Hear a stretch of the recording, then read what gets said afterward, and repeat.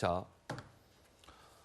김만배 씨가 신앙임 씨의 책 3권을 사줘? 1억 6,500만 원에? 아, 뭐야? 뭐 책 3권이 뭐 이렇게 비싸? 일각에서는 김만배 씨가 신앙임 씨의 책을 3권을 1억 6,500만 원에 산 것은 인터뷰의 대가 아니냐, 이런 의혹이 불거지고 있는 가운데 신앙임 씨는 나의 책은요 그만큼 가치가 있어요. 김만배 씨는요 맞아요. 저것은 예술적 작품으로 가치가 있습니다. 이렇게 동일한 목소리를 냈습니다. 들어보시죠. 그 책이 왜 1억 6,500이나 가냐? 제가 이 책의 가치를 그 이하로는 저는 생각하지 않고 이 가치를 김만배가 흔쾌하게 받아. 승부스럽게 생각합니다. 신랑님 씨에게 돈 주고 허위 인터뷰했다는 의혹이. 그러면 실제로 그 책을 사시고 1억 6,500만 원을 주신 건 맞으세요? 그분의 평생 업적이라고 생각합니다. 그 책이 예술적 작품으로 치면은 그 정도 가치가 있다고 생각을 해서 그래서 제가 그 책을 산 겁니다. 자, 가치가 있습니다. 동일한 목소리를 냈는데 그런데요. 약간 또 여기에서 반전이 이루어집니다. 검찰이 최근에 화천대유 사무실, 김만배 씨 사무실을 압수수색해봤더니만 그 가치가 있다라는 1억 6,500만 원을 주고 산 책 3권이 그냥 사무실에 널브러져 있었다는 거예요. 보통 사람들은 1억 6,500에 책 샀으면 뭐 애지중지했을 텐데 사무실에 그냥 널브러져 있더라. 그래서 화천대유 직원들이 우리는요 그런 책이 있는지도 몰랐어요. 그게 중요한 책이었어요? 뭐 이런 얘기가 나왔다는 겁니다. 그런데요, 오늘 오전에 더불어민주당의 김의겸 의원은 이와 관련해서 이렇게 주장을 이어갔습니다. 들어보시죠. 우리나라의 재벌, 조선일보의 방시 집안, 또 우리나라 유력한 정치인들, 이 사람들이 결혼으로 어떻게 얽히고 설켰는지 이걸 해방 이후부터 지금까지 그걸 굉장히 촘촘하게 족보를 만들었어요. 그래서 기자인 저한테도 여러 번 취재를 해오셨어요. 아마 그리고 이제 뭐 재벌들도 당연히 있고요. 삼성과 또 노태우, 집안 그런 비용을 많이 사고 있었습니다. 신앙님 씨. 네. 기억하시죠? 이재명 대표님 작년에 보궐선거에 대한 그 힘을 잊지 마시고요. 저희 지지자들이 대표님을 너무 사랑하고. 네, 김의겸 의원의 목소리. 근데 주변에서는 이재명 대표의 단식을 지켜보던 지지자들이 오열하는 모습도 있었습니다. 자, 어찌됐든 이번 이 논란, 이 포인트에 대해서 서정욱 변호사께서 한 말씀 하시겠다고요? 제가 근데 김만배 신앙님 씨에게 4가지만 질문만 던질게요. 네. 첫째는 이게 김만배 씨는 20년 동안 연락 안 했다면서 이런 책을 이게 쓴 줄 어떻게 알았느냐? 판매용 책도 아니잖아요. 첫째. 그다음에 2번째, 김만배 씨는 이런 책을 읽지도 않았으면서 어떻게 이렇게 예술적 가치가 뛰어난지 이걸 이게 읽지도 않고 어떻게 알았느냐? 이게 2번째고요.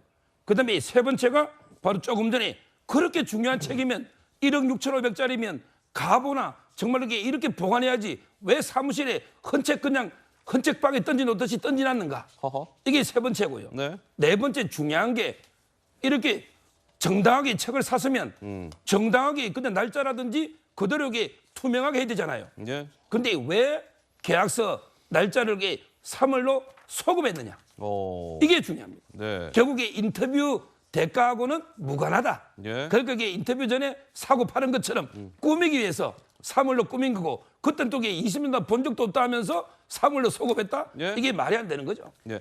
서정욱 변호사께서 지금 김만배 씨한테 질문을 4가지 던진 건가요? 예. 혹시나 김만배 씨의 이 4가지 질문에 대한 답변이 뉴스웨이 라이브 팀에 도착을 하면 저희가 가감 없이 있는 그대로 또 전해드리도록 하겠습니다. 네, 조승현.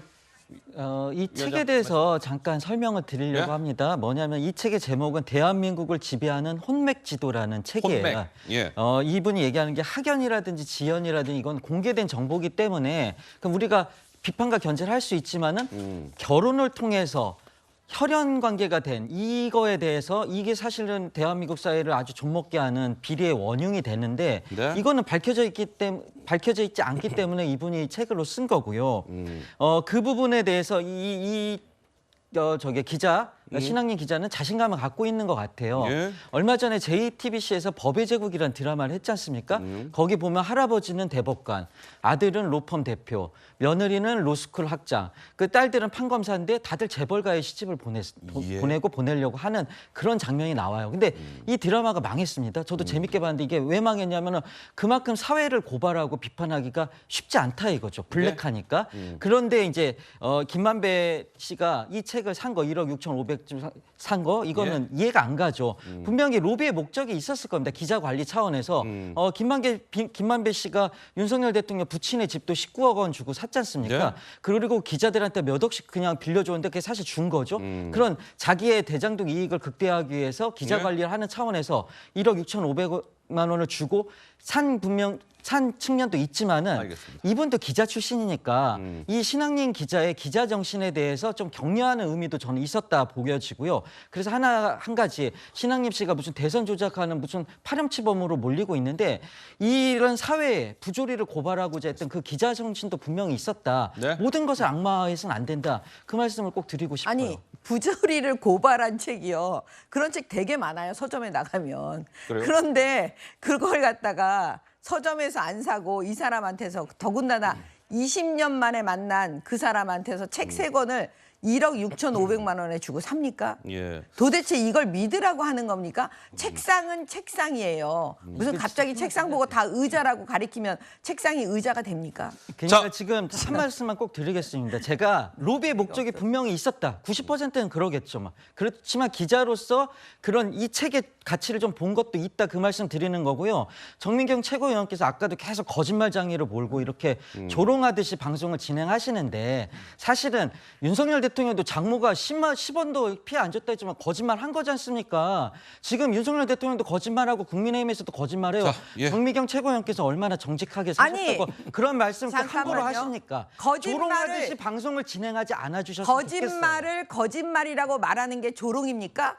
지금 본인이 듣기 싫으면 무조건 조롱이라고 또 프레임 씌워서 공격하는 게 지금 민주당 패널들의 지금 올바른 태도입니까? 정미경 나는 최고께서 조롱한 프레임 적 씌워서 없어요. 공격하고 저는 계시잖아요. 지금 너무 화가 나 있는 사람이에요. 저도 화가 났어요. 예? 정미경 근데 최고위원의 그거를 태도를 갖다가 보고. 본인이 마음에 안 알겠습니다. 든다고 자. 조롱이라고 그렇게 표현을 합니까? 조롱하고 프레임 왜 씌우는 거짓말하지 있어요. 마세요. 아, 예. 자, 이게 서로 말씀하시면 어차피 시청자 여러분들께서 이게 말씀을 못 알아들으시니까 예. 충분히 하여튼 두 분이서 무슨 말씀을 하시는지는 다 전달이 됐을 거고요.